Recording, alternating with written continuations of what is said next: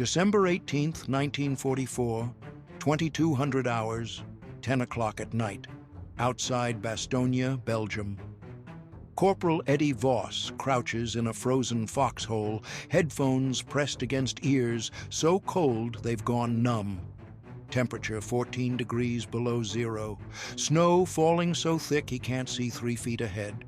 Around him, 300 American soldiers huddle in defensive positions. Surrounded, cut off. No reinforcements, no resupply. 2 days of food left. Ammunition running low. German panzer divisions massing in the darkness beyond the perimeter. Voss isn't supposed to be here. He's a radio operator, signal corps. His job is monitoring frequencies, relaying messages, following orders. But tonight, he's listening to something that makes his blood freeze colder than the Belgian winter. German voices, clear, precise. Military commands crackling through a captured German radio. Panzer commanders coordinating an attack. Dawn assault. 0530 hours. Eastern approach. Overwhelming force. 300 American soldiers defending that sector. 300 men who don't know what's coming. 300 men who will be slaughtered in their foxholes when the panzers roll through at dawn. Voss understands every word. His grandmother taught him German, perfect German, native accent, regional dialect. He grew up speaking it in a small house in the American Midwest. Now, in a frozen Belgian foxhole, that childhood gift is showing him exactly how 300 Americans are going to die in 6 hours. Unless he does something strictly forbidden, something that violates every military regulation, something that could get him court-martialed, executed, but something that might save 300 lives. Voss's hand moves toward the transmit button. His finger hovers. One push, one transmission, one act of deliberate disobedience. He pushes the button. Eddie Voss just committed a court-martial offense, broadcasting on captured enemy frequencies without authorization, direct violation of military law. The penalty is severe: imprisonment, dishonorable discharge, possible execution during wartime for unauthorized military action. His commanders gave explicit orders: monitor German frequencies, report intelligence, do not transmit, never transmit. Radio discipline is absolute. Breaking radio silence during active combat can compromise positions, reveal strength, expose movements, get soldiers killed. The rules exist for reasons, good reasons, but Voss isn't thinking about rules. He's thinking about 300 Americans who are about to die. 300 men with families, wives, children, parents waiting back home. 300 telegrams that will be sent. 300 funerals. 300 lives ending at dawn because German panzer commanders are coordinating an attack that the Americans defending the eastern sector have no warning about, no preparation for, no chance against. Voss knows something his commanders don't know. He knows he can do more than just listen. He can speak in perfect German, with a native accent, with military terminology, with authority. He can give orders that German panzer commanders will follow, because they'll think those orders come from their own command. That's the gamble. That's the crime. That's the only chance 300 Americans have. The Battle of the Bulge started 5 days earlier, December 16th, 1944. German forces launched Operation Wacht am Rhein, Watch on the Rhine, the last major German offensive on the Western Front. 3 German armies, 30 divisions, 400,000 men, 1,200 tanks. The attack came through the Ardennes forest, lightly defended sector. American commanders believed the terrain was too difficult for tanks, too forested, too hilly. They were wrong. The Germans smashed through American lines, created a massive bulge in the front, 60 miles deep, 50 miles wide. American units became isolated. Communications broke down. The 101st Airborne Division held Bastogne. Critical road junction. 7 roads met there. Whoever controlled Bastogne controlled movement through the Ardennes. The Germans needed Bastogne. The Americans needed to hold it. By December 18th, the 101st was surrounded. German forces encircled the town completely. No way in, no way out. Weather prevented air resupply. Clouds, snow, fog, aircraft grounded. The surrounded Americans were on their own, running out of food, running out of ammunition, running out of time. That's where Eddie Voss was, in the frozen perimeter around Bastogne, listening to German radio frequencies, hearing German commanders plan the attack that would break the American line. Edward Voss grew up in Milwaukee, Wisconsin, born 1922, son of German immigrants.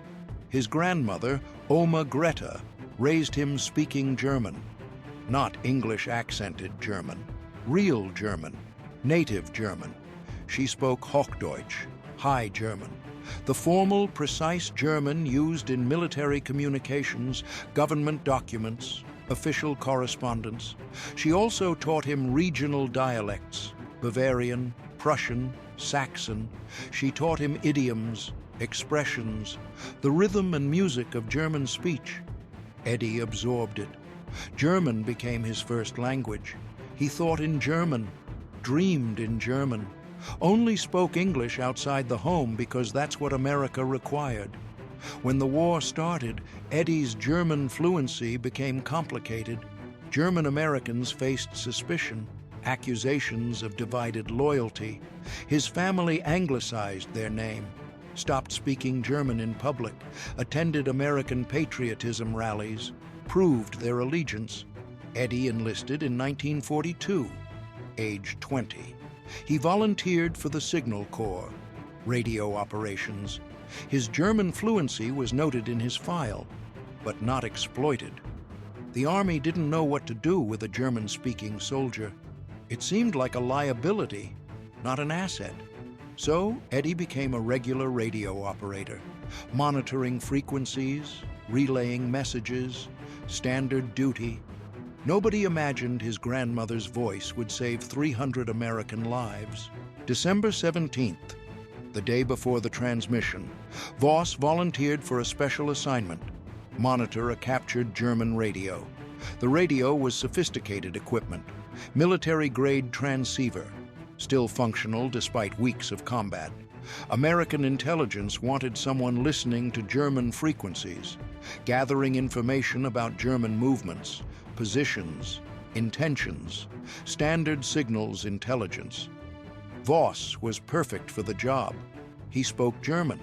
He understood military terminology. He could translate real time. His commanding officer, Captain James Morrison, gave him explicit instructions. Corporal, your job is to listen, monitor German transmissions, report what you hear. Do not, under any circumstances, transmit on German frequencies. Do not attempt to communicate. Do not break radio silence. Just listen. Understood? Yes, sir. Listen only. No transmissions. This is critical, Voss. Breaking radio discipline can get men killed. You follow these orders exactly. No exceptions. Understood, sir. Morrison didn't explain why the orders were so strict. Voss understood anyway. Broadcasting on enemy frequencies was dangerous. It could reveal American positions, compromise operations, cause friendly fire incidents. The risks were enormous. The protocols existed for good reasons. Voss set up the German radio in a foxhole on the eastern perimeter. Defensive line, 300 yards from the nearest German positions, snow piled around the foxhole edges, wind cutting through multiple layers of clothing, temperature dropping hour by hour. He wore headphones, listened to static, waited. Around him, American soldiers prepared for the worst. They dug deeper foxholes, reinforced positions with whatever they could find, frozen logs, rubble, anything providing cover. They cleaned weapons with numb fingers, checked ammunition, wrote letters home they hoped would be delivered. Everyone knew the situation was desperate, surrounded, outnumbered, low on supplies. The Germans would attack, soon. It was just a question of when and where. 2100 hours, 9 o'clock. The German radio crackled to life. Voices, clear, professional, military communications. Voss leaned forward, concentrated, translated mentally as he listened. Panzer Group 7 to command, confirming attack coordinates, Eastern Sector, grid reference 478239. Command confirms, dawn assault, 0530 hours. Artillery preparation begins 0500, panzer advance immediately following. Understood. Infantry support, Grenadier Battalion following armor. Objective is breakthrough, penetrate American line, advance toward Bastogne Center. Voss scribbled notes. His hands shook, not from cold, from understanding. The Germans were planning a coordinated dawn attack, artillery bombardment followed by panzer assault followed by infantry, textbook combined arms operation designed to overwhelm defenders. The target was the Eastern Sector, where 300 Americans held a thin defensive line in frozen foxholes. Voss reported to Captain Morrison, showed him the notes, translated the German transmissions, explained the attack plan. Morrison listened, face grim. When? 0530 hours, 6 hours from now. Can we reposition defenders? Sir, there's nowhere to reposition them. The entire perimeter is stretched thin. If we pull men from other sectors, the Germans will break through somewhere else. Artillery? We have 3 artillery pieces left, 12 rounds total. We can't stop a panzer assault with 12 artillery rounds. What about warning the men in the Eastern Sector? They're already warned, sir. They know the Germans are coming. They just don't know when or where exactly. Now we know. Dawn, Eastern approach. Morrison stood silent, thinking, calculating. The mathematics were brutal. 300 men in the Eastern Sector couldn't stop a coordinated panzer assault. They would be overrun, killed or captured. The breakthrough would collapse the entire defensive perimeter. The Germans would take Bastogne. The road junction would fall. The strategic situation would deteriorate catastrophically. But there was nothing Morrison could do. No reserves, no reinforcements, no air support, no options. Keep monitoring, Morrison said finally. Report any changes. Yes, sir. Voss returned to his foxhole, put the headphones back on, kept listening. 2200 hours, 10 o'clock. German commanders continued coordinating. Voss heard everything. Panzer Group 7 would lead the assault. 18 tanks, Mark IV panzers, 75mm guns, infantry support from the 89th Grenadier Regiment, 400 men. Artillery preparation would begin at 0500, soften American positions, then the panzers would roll through. The grenadiers would follow. Standard doctrine. Overwhelming force. The Americans defending the Eastern Sector had no anti-tank weapons. Their bazookas were frozen, didn't function in 14 below temperatures. They had rifles, machine guns, a few grenades. Against 18 panzers, those weapons were useless. The mathematics were simple. 300 American riflemen in frozen foxholes versus 18 panzers and 400 German grenadiers. The Americans would be annihilated. Voss listened to the German commanders discuss logistics, ammunition, fuel, routes. They were professional, efficient, confident. They knew the Americans were surrounded, knew they were low on supplies, knew they couldn't hold against a proper armored assault. This wasn't arrogance, this was accurate tactical assessment. Voss's hand kept moving toward the transmit button. He stopped himself, pulled back. Morrison's orders were clear. Do not transmit, listen only. Breaking radio discipline was a court-martial offense. But 300 Americans were going to die. 300 men who trusted their commanders to protect them. 300 lives that could maybe, possibly, be saved. If Voss did something illegal, something forbidden, something that would probably get him executed. 15 hours. Voss made his decision. He would transmit.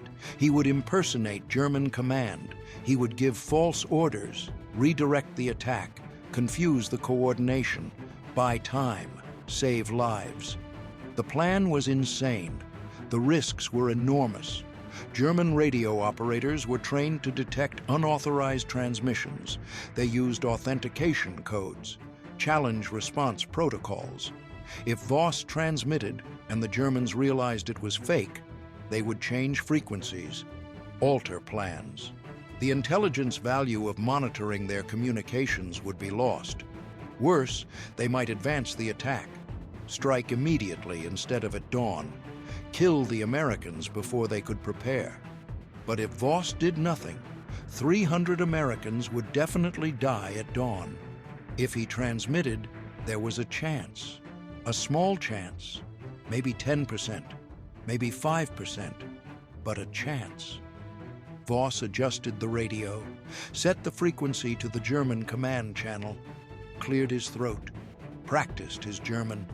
He needed to sound authoritative, official, like a German command officer.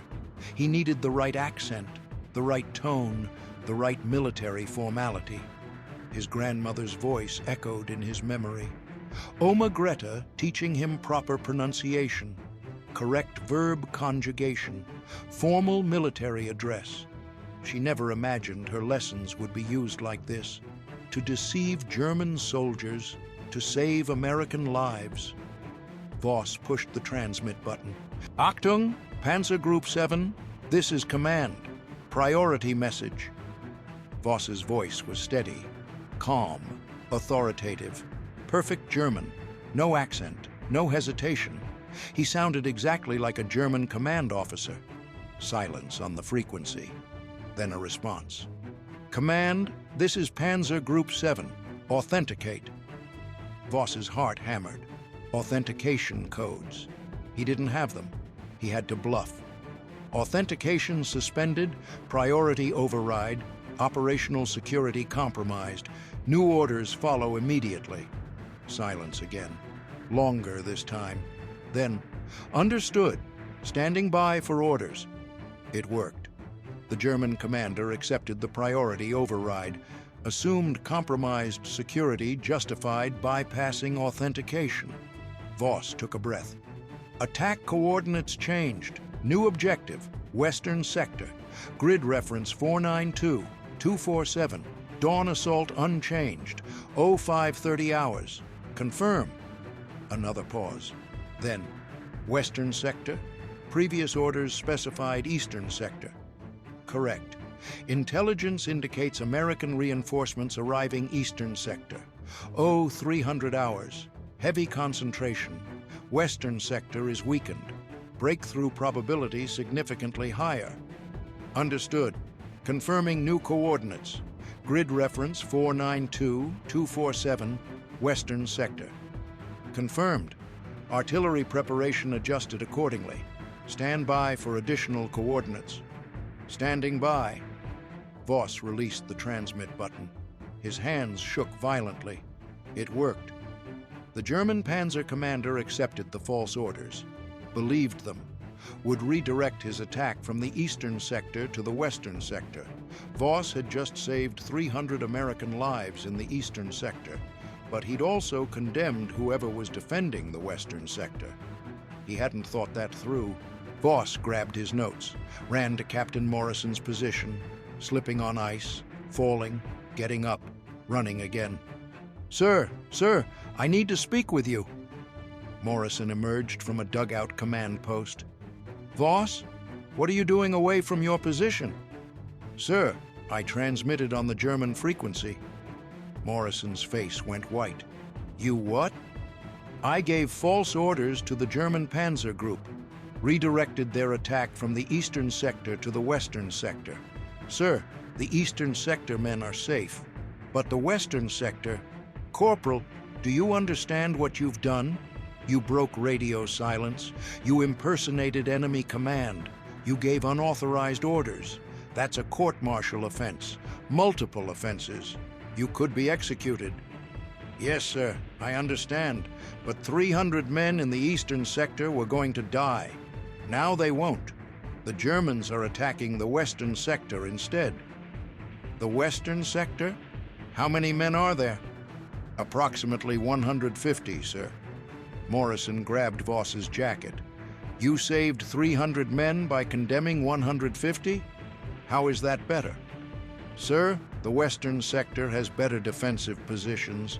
They're holding a ridge, high ground, better fields of fire, and I can redirect the attack again. I can keep them confused, keep them moving, buy time until reinforcements arrive. Morrison stared at him, processing, calculating. How long can you maintain the deception?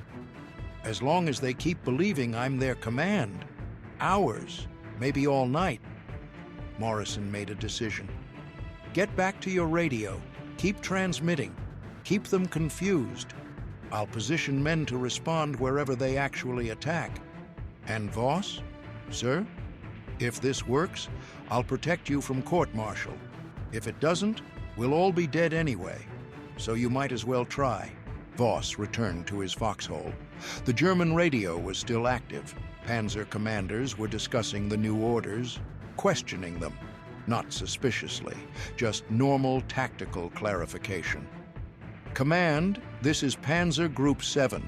Western sector terrain is more difficult. Ridge position. Should we expect increased resistance? Voss transmitted again. Panzer Group 7. Intelligence confirms western sector is lightly held. American forces concentrated in eastern and northern sectors. Western approach offers best breakthrough opportunity. Understood. What about artillery support? Artillery will target ridge position. 0445 hours. 15-minute preparation. Should suppress defensive positions adequately. Confirmed. We'll coordinate with artillery command.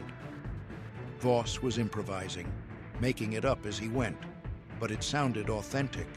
German military communications were formal, structured, predictable. He knew the patterns, the terminology, the protocols. His grandmother taught him all of it. For the next 3 hours, Voss transmitted continuously. He gave coordinates, changed them, gave timing, changed it, introduced complications. American patrol spotted. Delay advance 15 minutes. Weather conditions worsening. Artillery preparation delayed. Fuel supply convoy delayed. Reschedule attack to 0600 hours. Every transmission bought more time, created more confusion. The German commanders believed every word. They had no reason to suspect. The voice on the radio spoke perfect German, used correct military terminology, knew proper protocols. Why would they question it? 100 hours. 1 o'clock in the morning. Voss transmitted another redirect. Panzer Group 7, additional intelligence. American reinforcements confirmed arriving western sector. 200 hours. Estimated battalion strength. New orders, attack northern sector. Grid reference 485253. Silence. Then, command, that's the third coordinate change. Request confirmation of command authority. Voss's stomach dropped. They were suspicious. Panzer Group 7, situation is fluid. American movements require tactical flexibility. Command authority confirmed. Oberst Heinrich Wagner, operational command. 6th SS Panzer Army. Voss made up the name. Hoped it sounded authentic. Hoped they couldn't verify. Understood. Northern sector. Grid reference 485253. Dawn assault 0600 hours. Confirmed. Stand by for artillery coordination. They bought it again.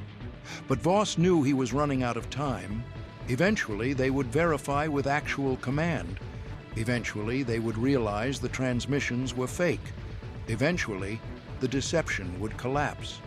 But every minute he delayed them was another minute American defenders could prepare, another minute reinforcements could arrive, another minute closer to surviving this night. 200 hours, another transmission. Panzer Group 7, abort northern sector attack. New intelligence indicates American artillery positioned for counter-battery fire. Hold current position. Await further orders. Command, we cannot continue repositioning. Fuel is limited. Men are fatigued. We need final coordinates. Understood. Final coordinates follow within 30 minutes. Maintain current position. Voss wasn't just confusing them, he was exhausting them. German panzer crews were cold, tired, frustrated. Moving tanks in darkness over frozen terrain consumed fuel, wore out equipment, degraded readiness. Every repositioning made them less effective. 230 hours. Captain Morrison appeared at Voss's foxhole. How long can you keep this up? Sir, they're getting suspicious. Eventually, they'll verify with their actual command. How long? Maybe another hour, maybe 2. Then they'll figure it out. That might be enough. Reinforcements from the 28th Infantry Division are moving toward Bastogne, ETA 400 hours. If you can keep the Germans confused until then, we'll have enough strength to hold. I'll keep transmitting, sir. Morrison gripped Voss's shoulder. What you're doing is extraordinary, Corporal. It's also illegal. When this is over, you'll face consequences. I want you to understand that. I understand, sir. 300 men were going to die. Now they won't. That's worth whatever happens to me. Not many soldiers would make that choice, especially not 22-year-old corporals. My grandmother used to say, Die Sprache ist eine Brücke. Language is a bridge. I'm just building a bridge, sir. From certain death to possible survival. That's all. Morrison nodded, disappeared back into the darkness. Voss kept transmitting. 300 hours. Panzer Group 7, final attack coordinates, Eastern Sector, return to original objective. Grid reference 478239.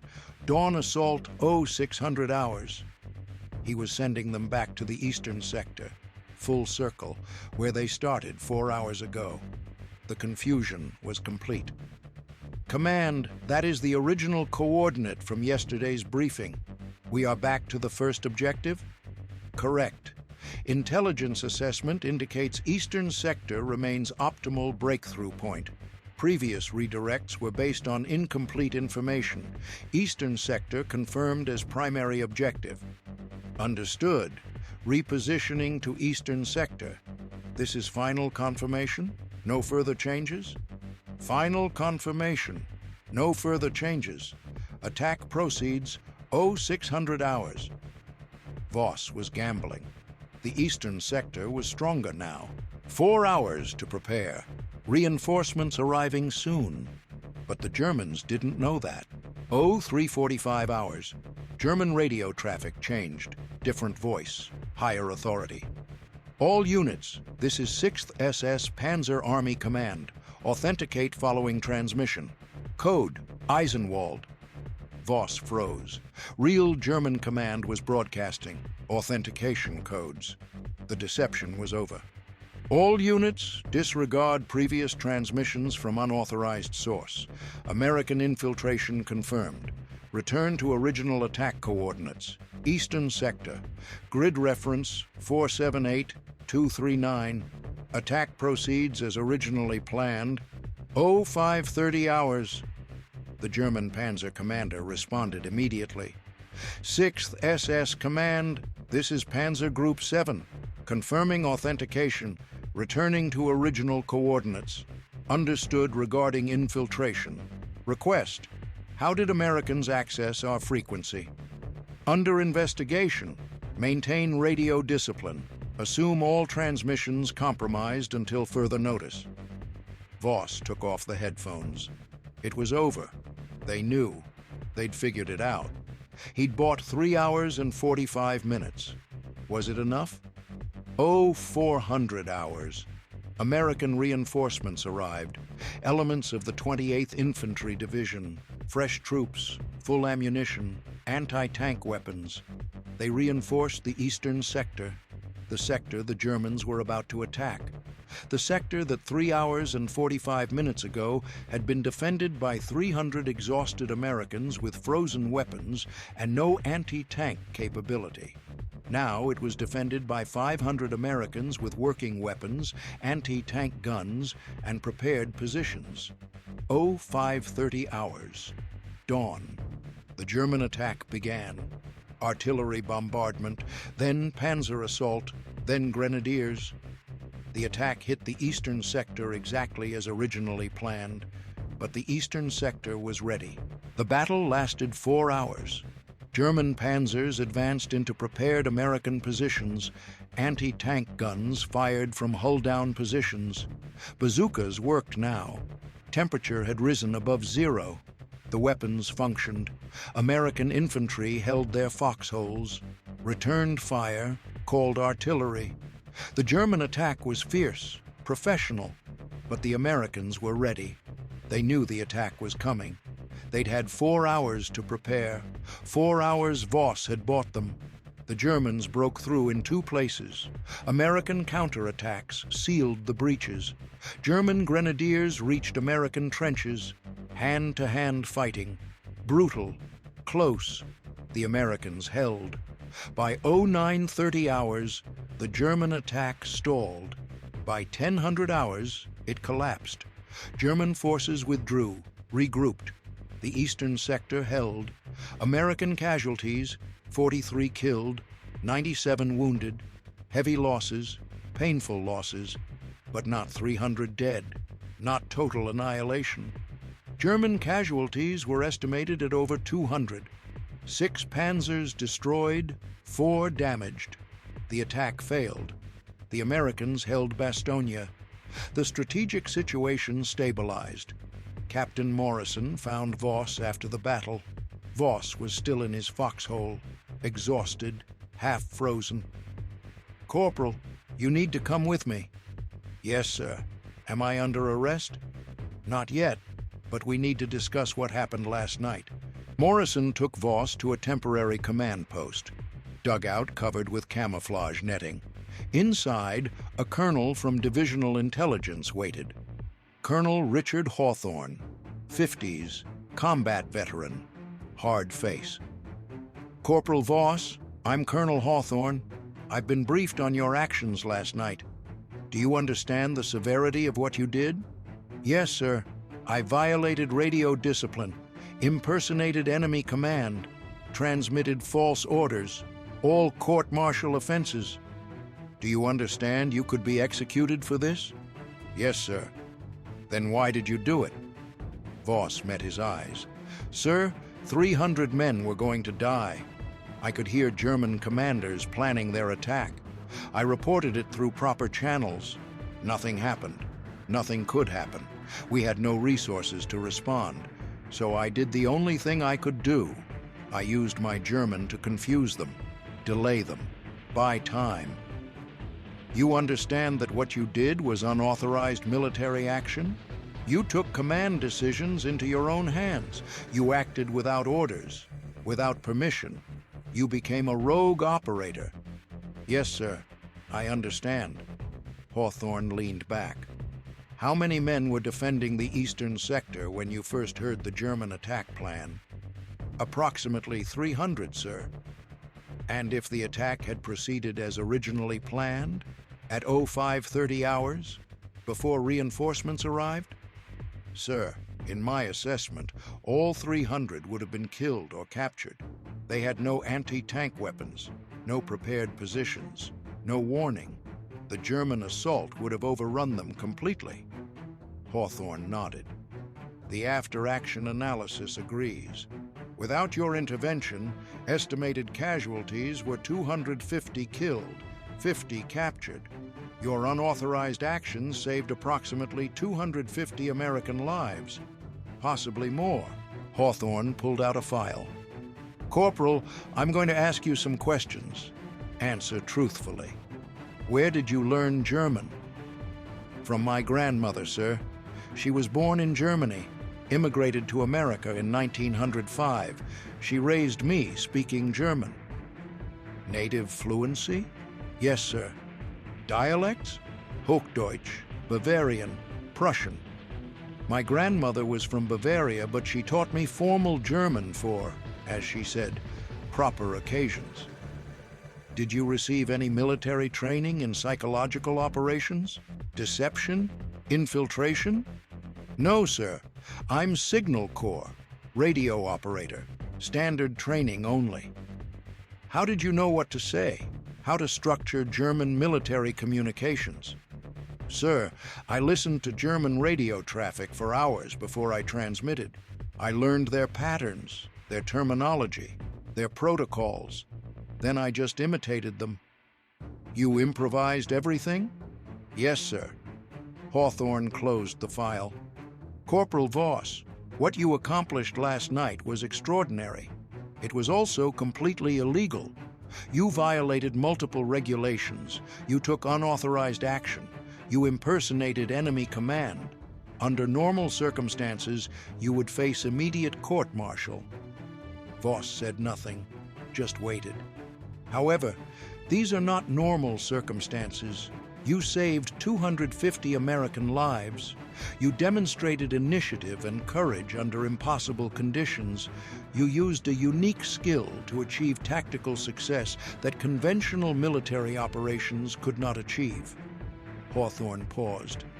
The decision has been made at the highest level. Your actions will be classified. The incident will be sealed. You will not be court-martialed. You will not be decorated. You will be quietly transferred to another unit. Your service record will reflect your actions, but the details will remain classified. Do you understand? Voss nodded. Yes, sir. Why is it being classified? Several reasons. First, if your court-martial is public, it establishes a dangerous precedent. It tells soldiers they can be prosecuted for taking independent action, even when that action saves lives. That creates a chilling effect on initiative. Second, if we acknowledge that a single American corporal successfully impersonated German command for 4 hours, it reveals a vulnerability in German communications security. We want them to remain vulnerable. Third, psychological operations are more effective when the enemy doesn't understand them. If the Germans learn an American corporal deceived their panzer commanders using perfect German, they'll implement new authentication protocols. We'll lose the ability to exploit this technique in the future. I understand, sir. There's a fourth reason, Corporal. What you did was extraordinary, but it was also a desperate gamble. If it had failed, if the Germans had detected your transmission immediately and attacked earlier, you would have gotten 300 men killed. Military operations cannot be based on desperate gambles by unauthorized personnel. The system works through command structures, orders, discipline. What you did worked this time, but we cannot encourage soldiers to take unauthorized action, even when it works, especially when it works. Do you understand? Yes, sir. The system is more important than individual results. Exactly. You will be transferred. You will not discuss this incident with anyone. You will complete your service. You will receive an honorable discharge. 30 years from now, maybe 50, this incident will be declassified. Historians will learn what you did. Until then, it remains classified. Understood? Yes, sir. One more thing, Corporal. Personally, off the record, what you did took extraordinary courage. You saved American lives. I want you to know that your actions are recognized and appreciated, even if they cannot be publicly acknowledged. You have my respect. You have the respect of every man in that eastern sector who's alive because you made a choice. A hard choice. A choice that could have ended your life or your freedom. Thank you. January 1945. Eddie Voss was transferred to a Signal Corps unit in France, rear echelon, radio maintenance, safe duty. He spent the rest of the war repairing radios, testing frequencies, training new operators. He never returned to frontline combat. He never used his German again in military service. When the war ended, he received an honorable discharge, returned to Milwaukee, got married, had children, worked as a telephone repair technician for Wisconsin Bell. Quiet life, unremarkable life. He never spoke about December 18th, 1944, never told his wife, never told his children. The incident was classified, the records were sealed. Even if he'd wanted to talk about it, he couldn't. It was military secret. 30 years later, in 1975, military records regarding the Bastogne radio deception were declassified. A historian examining Battle of the Bulge archives found references to an unauthorized radio transmission. He requested the full file. It was released. For the first time, the story of Eddie Voss became known to historians. But even then, it wasn't widely publicized. It remained marginal, footnote material, military history detail rather than popular narrative. Most people who studied the Battle of the Bulge never heard of Eddie Voss, never knew about the 3-hour radio deception, never learned about the corporal who spoke perfect German and saved 250 American lives by breaking every rule. 1986. Military historian Dr. Patricia Walsh tracked down Eddie Voss. He was 64 years old, retired, living in Milwaukee. She requested an interview. He agreed. Walsh recorded the conversation, preserved it in military archives. Mr. Voss, can you describe what happened on December 18th, 1944? I listened to German radio, heard them planning an attack. 300 Americans were going to die. I transmitted false orders, confused the Germans, bought time. That's the summary. It's more than that, Mr. Voss. You impersonated German command. You maintained the deception for 4 hours. You saved 250 lives. How did you have the courage to do that? Voss was quiet for a long time. Courage isn't the right word. Desperation is better. I wasn't brave. I was desperate. Those men were going to die. I had the ability to maybe, possibly save them. Not using that ability seemed like a worse crime than breaking regulations. But you knew you could be executed. Yes, but I also knew 300 Americans would be executed at dawn if I did nothing. Court-martial seemed like a better outcome than knowing I could have saved them and didn't.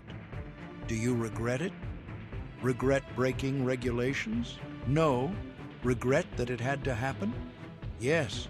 War puts people in impossible situations, forces impossible choices. I had a gift, language, my grandmother's language, and I had a moment where that gift could save lives or sit unused. I used it. That's all. Walsh asked another question. Your grandmother taught you German. Did she know what you did during the war?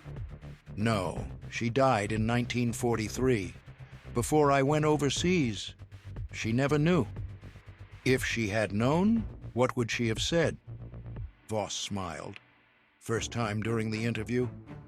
She would have been proud, not because I deceived Germans. She didn't hate Germans. She was German. But she would have been proud that I used her gift to save lives. She always said language is a bridge. She taught me German so I could understand another culture, connect with another people. She never imagined I'd use it to deceive German soldiers.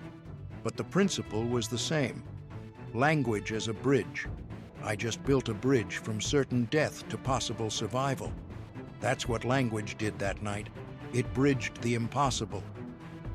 The Army classified your actions for 30 years. How do you feel about that? I understand why they did it. The system has to be protected. Individual actions, even successful ones, can't undermine command structure. If every corporal could decide to ignore orders and take independent action, the military would collapse. So they classified it. Protected me from prosecution, but also protected the system from being questioned. I don't resent that. I understand it. But you saved 250 lives. Yes, and the system saved millions. Individual heroism isn't more important than institutional effectiveness. Sometimes it feels like it should be, but it isn't. That's a hard truth, but it's true. The German reaction to the deception was documented in captured records after the war. German commanders were furious when they realized they'd been deceived. They initiated investigations, court-martial proceedings against officers who had accepted false orders. They reinforced authentication protocols, but the damage was done. The Battle of the Bulge became the beginning of the end for Nazi Germany. The offensive failed. German forces were pushed back. The war moved inexorably toward Allied victory. German records note the radio deception incident as a contributing factor to the failure at Bastogne. Not the only factor, not even a major factor, but a factor. A delay, a confusion, a small advantage that contributed to American success. Those records also note frustration that a single American soldier could deceive experienced German commanders for 4 hours. The psychological impact was significant. If one American radio operator could do this, what else could Americans do? The uncertainty undermined confidence, created paranoia, made German commanders question every transmission. That psychological effect persisted for months, maybe longer. Eddie Voss never knew his transmission had that impact. He thought he'd only saved 250 Americans in one sector. He didn't know he'd also planted seeds of doubt in German command structures that would grow into operational paralysis. December 1994, 50th anniversary of the Battle of the Bulge. Veterans gathered at Bastogne. Ceremonies, memorials, remembrance. Eddie Voss, age 72, attended. He walked through the town, saw the monuments, read the names of the dead, found the memorial for the 101st Airborne. 3,000 names, men who died defending Bastogne. He thought about the 300 men in the eastern sector, the men who didn't die because he broke regulations. Some of them were at the ceremony, older now, 70s, 80s. They didn't know who he was, didn't know a corporal with his grandmother's voice saved them. That was fine. He didn't need recognition. A journalist approached him. "Sir, are you a Bastogne veteran?" "Yes." "What unit?" "Signal Corps. Radio operator." "Did you see combat?" "I was in a foxhole, close enough to combat." "What do you remember most?" Voss thought carefully. "The cold, the uncertainty, not knowing if we'd survive, and the voices, German voices on the radio, planning, coordinating, speaking a language my grandmother taught me in a kitchen in Milwaukee. That language saved lives. That's what I remember. Language as a weapon, as a tool, as a bridge. My grandmother would have appreciated that."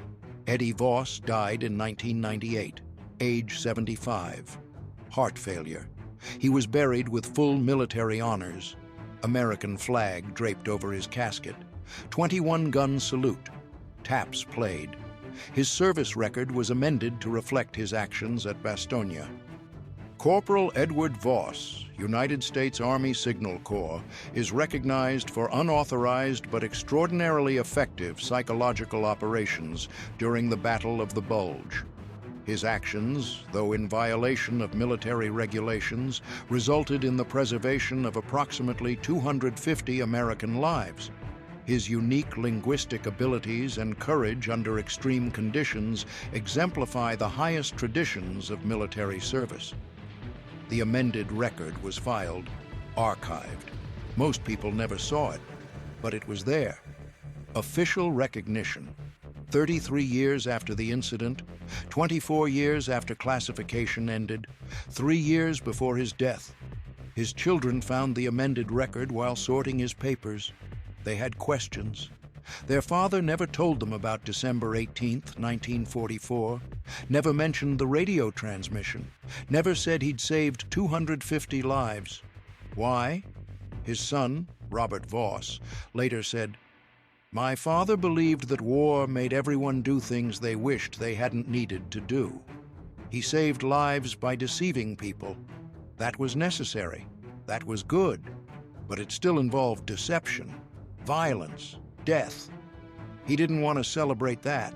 He wanted to remember it, learn from it, then move forward. That was his way." The 300 men in the eastern sector never knew Eddie Voss's name. Most of them died without knowing a corporal with perfect German saved them. A few learned after declassification in 1975. One of them, Private First Class James Mitchell, wrote a letter. It was found in Voss's papers after his death. "Mr. Voss, I was in the eastern sector on December 18th, 1944. I was 19 years old, scared, certain I would die at dawn. The German attack came late, came confused, came against prepared positions instead of surprised defenders. We survived. I came home, got married, had 4 children, 8 grandchildren, 2 great-grandchildren.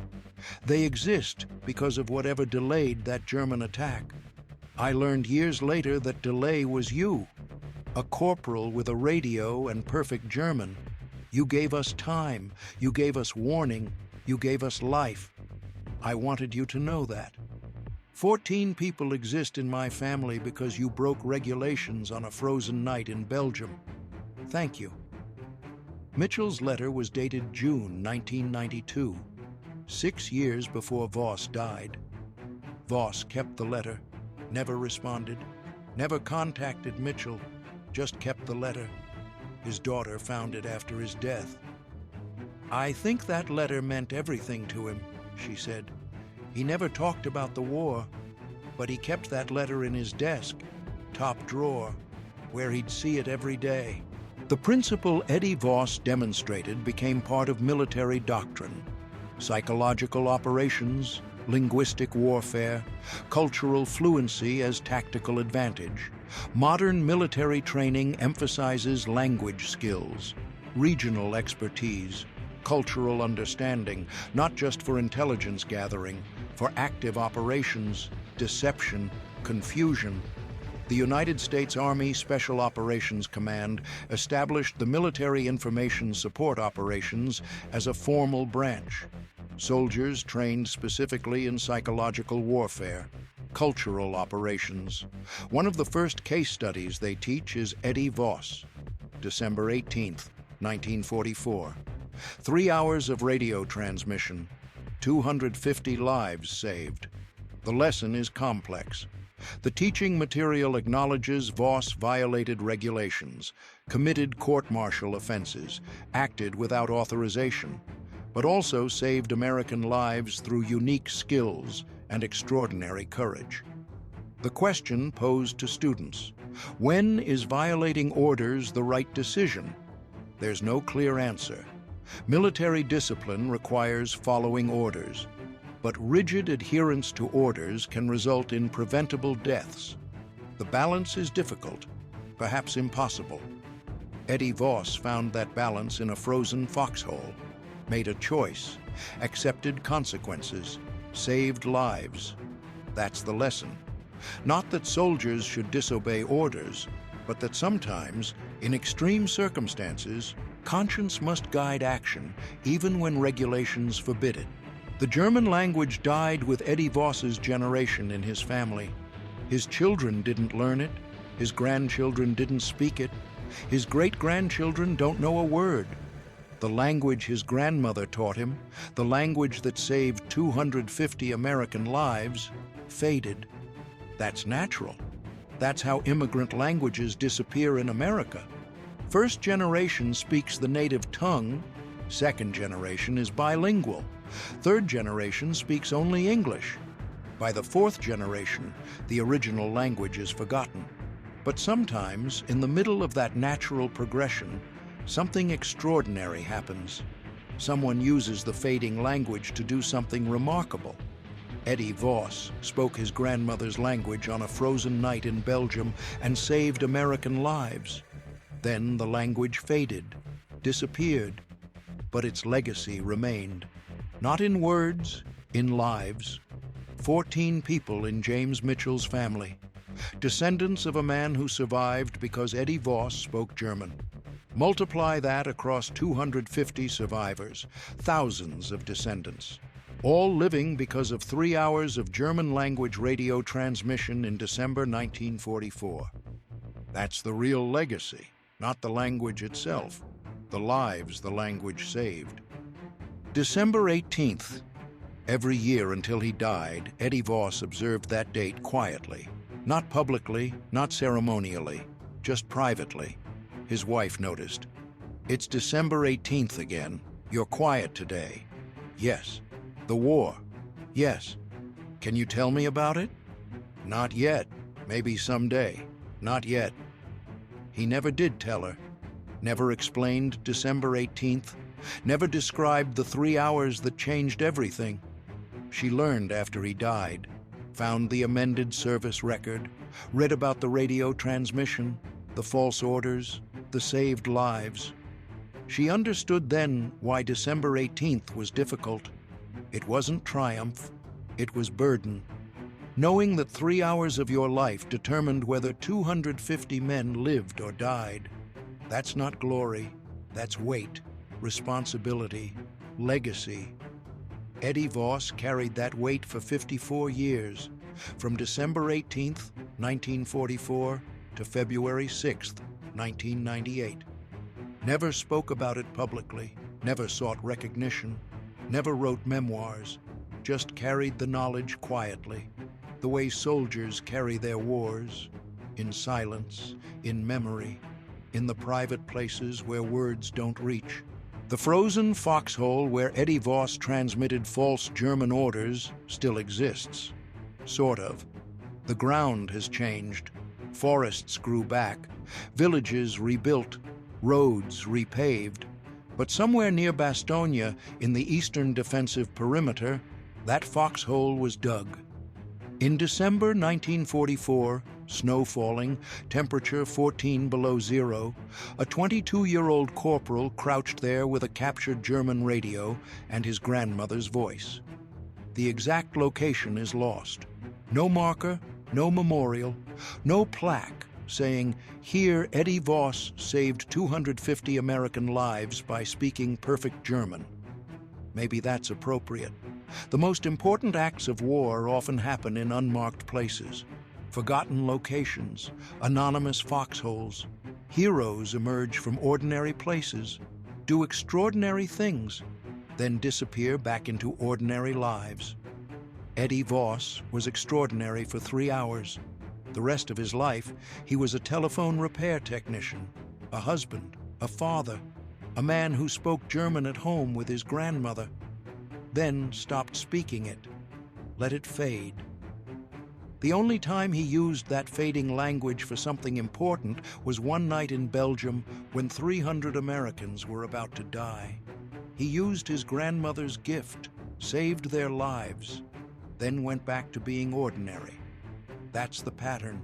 Ordinary people, extraordinary moments, then ordinary again. That's what Eddie Voss proved. Heroes aren't special. They're ordinary people who face impossible choices and somehow make the right decision. Then they go back to being ordinary, and the world never knows. December 18th, 1944, 2200 hours, frozen foxhole, Bastogne, Belgium. Eddie Voss pushed the transmit button and said, "Achtung, Panzer Group 7, this is command."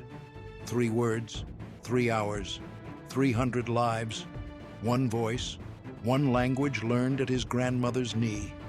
One moment when breaking every regulation was the only right choice. The German commanders believed him, believed every word, believed for 3 hours and 45 minutes. Long enough for reinforcements to arrive, long enough for defenses to be prepared, long enough for 250 Americans to survive instead of die. They came home, got married, had children, had grandchildren, had great-grandchildren. Thousands of people exist today because Eddie Voss spoke German in a frozen foxhole. They don't know his name, don't know their existence traces back to 3 hours of illegal radio transmission, don't know a corporal with no authority and perfect German built a bridge from death to life using nothing but his grandmother's voice. Eddie Voss knew. That was enough. He saved them. They lived. That's all that mattered. The regulations he broke, the court-martial he risked, the consequences he accepted. Worth it. Worth every risk. Because 300 men got to go home. That's the story. The story the United States Army classified for 30 years. The story of a grandmother's voice saving American lives. The story of Eddie Voss. December 18th, 1944. 3 hours that changed everything.